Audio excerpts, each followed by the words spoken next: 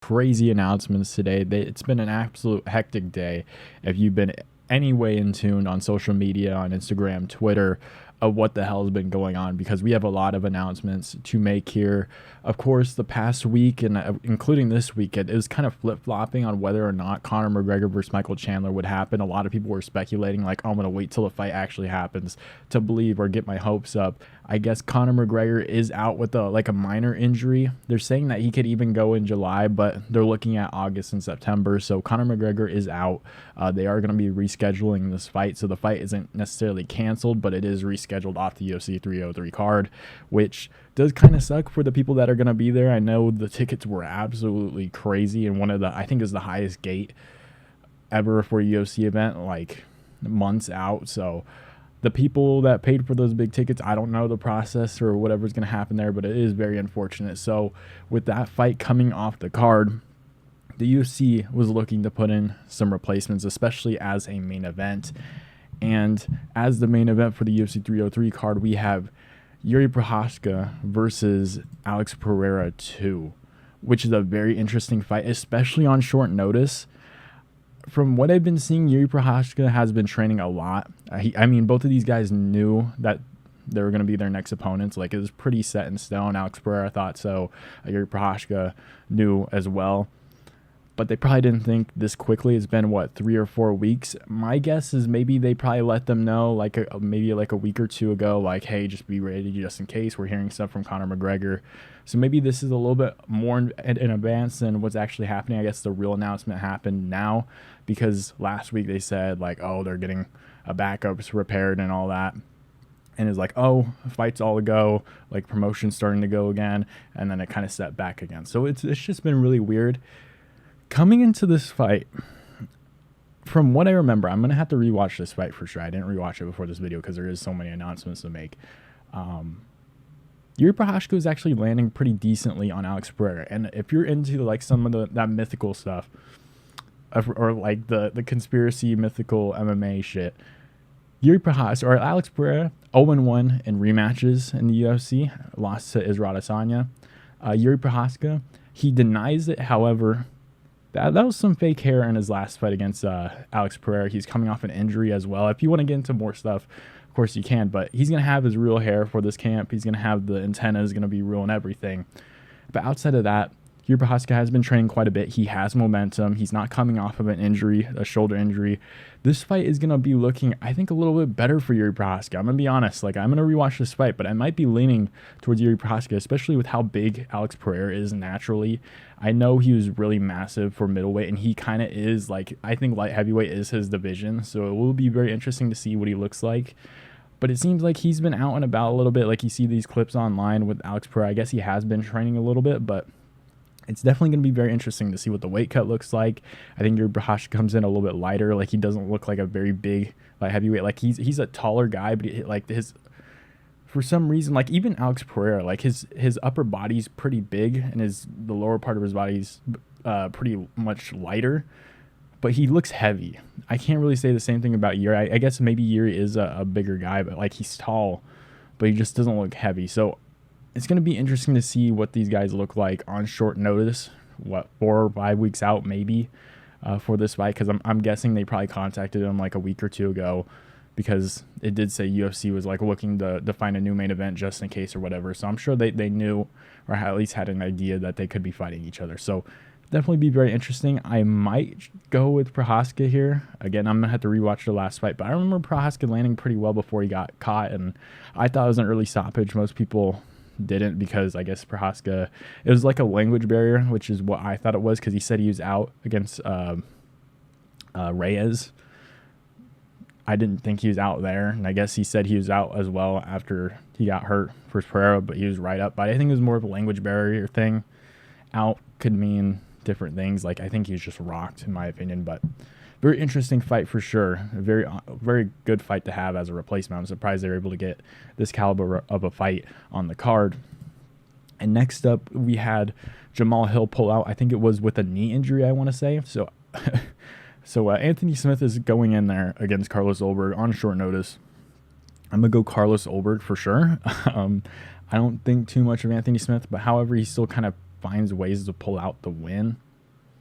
So maybe if Olberg should be able to beat a guy like Smith, if he can't, I guess he probably shouldn't be rising in this division. Let's just make that clear, because Olberg could completely get fraud checked here, but I just think Olberg's way too fast. His hands are way too much better for Smith, and I think Smith, once he feels the hands of Olberg, I think he'll start to go down a little bit more, and I think he'll make a business decision in there, end it in the first round, in my opinion, for the Olberg fight, especially Olberg with the full camp. Not the same for Anthony Smith here, so I'm going to just have to go with Olberg for sure.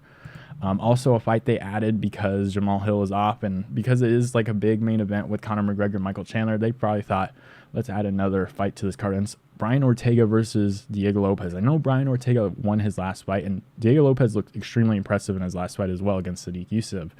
And Ortega definitely surprised me against Yair. I thought Yair for sure would win that fight, but he 100% like choked that fight for sure. Like, he looked good in the first round, but outside of that, like, extremely disappointing for Yair Rodriguez. But I think I might go with Diego Lopes. He's riding that wave of momentum. Their hands are kind of similar, I want to say. I know Diego Lopes just came off a really nice KO win, but I don't know. I like the momentum of Lopes. He's a younger guy. It is on short notice. It seems like he is training quite a bit. I think I just saw Ortega at like a wedding recently. I don't know if I could be wrong or not, but I'm sure he wasn't 100% prepared for this fight. Diego Lopes, super young, training partners for like pretty much everybody in Mexico at this point, or at least whatever that camp is with Alexa Grasso, and he was doing some other stuff with some of the other women's fighters. But it just seems like everyone in Mexico has Diego Lopes in their corner as their jiu-jitsu coach or anything like that. So he's always around the game. I just don't know if that's the same thing for Ortega. Ortega has taken a beating quite a bit, especially in his last fight. He took a little bit of a beating, not as big of a beating as like the Holloway or the Volkanovski fights or any of those. But I'm going to go with Lopes. Big upwards momentum here. The submission game for Ortega isn't really there, and I kind of like Lopez's stand-up a little bit better than Brian Ortega's in this fight. So I think I'll probably end up going with Diego Lopes in this fight. Next up, Khamzat Chimaev. So next week, the card was supposed to be Khamzat Chimaev versus why am I blanking? Robert Whittaker as the main event for the ABC card. I guess Khamzat Chimaev is super sick. Dana White said violently ill. So Khamzat Chimaev is out of that fight. And they're going to be putting in Ikram Aliskerov, who was on this card against Antonio Tricoli. So Tricoli dodges another bullet, is basically what that is. Like, he's going to get murdered his past couple fights. I mean, I don't know about OSP. I'm pretty sure he had a good chance against OSP, but he was not going to survive Aliskerov. So he gets saved on this card. He gets a little bit of money, I guess. They didn't even have to make some weight. We'll see what they do with Tricoli, but this is a pretty solid fight. I know it did get a little bit outraged, but this is like a week's notice. Like, the UFC had to deal with the Conor situation. The Jamahal Hill had to pull out. Khamzat Chimaev had to pull out. Like, this is the third thing. They just kind of want to get over this. This is next week in Saudi Arabia, so I'm sure they wanted like a Dagestani type fighter to headline that Saudi card, at least with some potential, with like some boost behind them. Like, you can't put Abbas in there.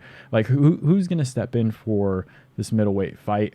I know Cannonier's got some stuff going on. I don't know if some of these guys are like banned medically, so you don't even know who can really come in. Like, Whittaker has kind of taken out this entire division, so there's only so many guys you can put in there. Aliskerov already kind of in a training camp, so it kind of just makes a little bit of sense. I'm not too angry about it. Aliskerov does have a decent chance.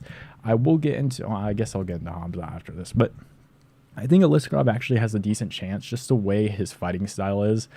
I don't know if I'm getting down on a Whittaker or not, but he just feels more beatable in my mind for some reason. Like, he's not like an easy fighter to beat. Like, obviously he's very challenging to fight. Like, the jab with the head kick is just very, and especially the leg kicks, like, it's just a very hard style to counter, and very few guys are able to do it. But he just, with the straight shots, he always just seems to go down. I was going to take Khamzat against Whittaker. I don't know what other people were going to pick, but he just seems beatable in certain moments, and I can see Aliskerov catching Whittaker and finishing him. Now, is that 100% going to be the case? I know Whittaker is ready for 5 rounds. Aliskerov is ready for 3. There's a little bit of a difference there. Whitaker is kind of expecting Khamzat. I know Aliskerov can wrestle a little bit, but he's expecting Khamzat, who's probably going to gas after the first couple rounds if it got that far. Khamzat's just going to go directly into the wrestling. So it is a little bit of a different style. So it's just going to be very interesting. I think if Aliskerov pressures, and what we've seen from his fights is that he kind of just doesn't care. Like he'll go forward. He'll take some shots. I know his only loss in his career was against Khamzat, and he got flatlined. So we've seen him go forward in the UFC. It is against much lower competition. I believe it was Worley Alves and Phil Haas, and then someone on the Contender Series or something like that. So it is much lesser competition. It is middleweight, so you never know if one of these guys could just get fraud checked at any point. Hermanson is one of those guys like that you see a lot of these guys lose to for some reason. But I think Aliskerov definitely has a decent chance here. You never know with some of these lower ranked talent. Middleweight is kind of just middleweight. It's up in the air. Like there's no like crazy skill other than like you'll never know until they get truly tested is what I'll say. I mean, it just sounds a little bit more confusing, but you don't know at middleweight until they get truly tested by one of those guys that's been around for a while. So definitely an interesting fight. I'll probably have to do more homework on it, but I don't mind an Aliskerov. I wouldn't get mad at someone for picking Aliskerov in this fight for sure. I think he's got a decent chance against Whitaker, but I'm going to have to look at it a little bit more, especially if Aliskerov pressures. I think he can eventually catch Whitaker in this fight. It's definitely a different style from what Khamzat would have brought. For Khamzat, he ended up pulling out from this fight. Immediately, I was like, bro, because for the Whitaker fight, it kind of felt like it was the UFC's last, like, ditch effort for Khamzat. Like, he had the 5-round fight. It's up a weight division. To me, this fight kind of said, like, you're going to sink or swim. How old is Khamzat? I don't even know how old Khamzat is. I'm not going to look it up, but he's got to be like 30 maybe, 30-something. He was much younger during the pandemic era where he got like 2 back-to-back fights. Like, he was built on activity, and he started like steering away from that later on. It just seemed like there's so much crazy stuff going on, like the COVID stuff. He retired and then came back, and then he missed weight by like 7 or 8 pounds. UFC had to change the whole event because of him. They forced him to move up to middleweight. Usman comes in on short notice. You expect someone like Khamzat to beat him kind of clearly. I know it is Usman. Usman kind of surprised me in that fight. I thought Khamzat would have beaten him pretty clearly, but Usman looks good. So there's just a lot of, and then Khamzat's out for a year as well. So I can see from like a UFC's angle how it could be frustrating for Khamzat, like just dealing or at least trying to push Khamzat and market him. But he's violently ill. It seems like he's just very unlucky at this point.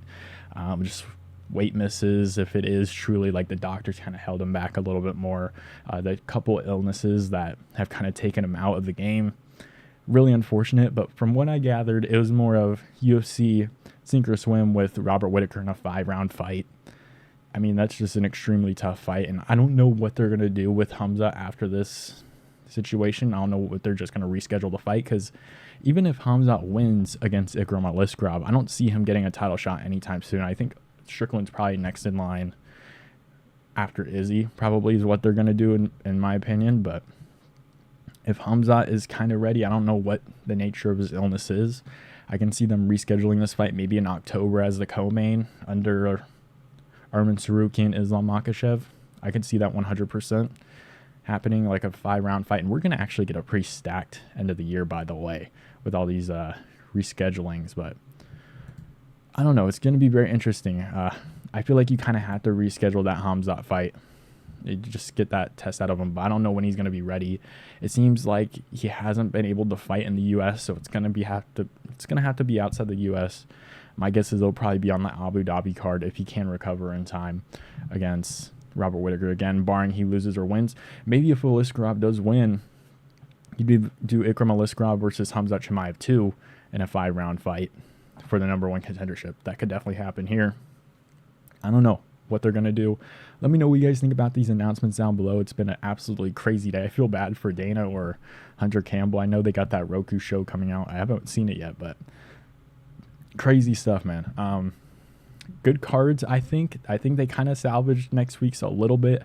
I don't mind Aliskerov main eventing because I do think it's a little bit more interesting. It's not like Abbas Magomedov. I know Aliskerov was supposed to get a main event against like Paulo Costa at one point, and that ended up not happening.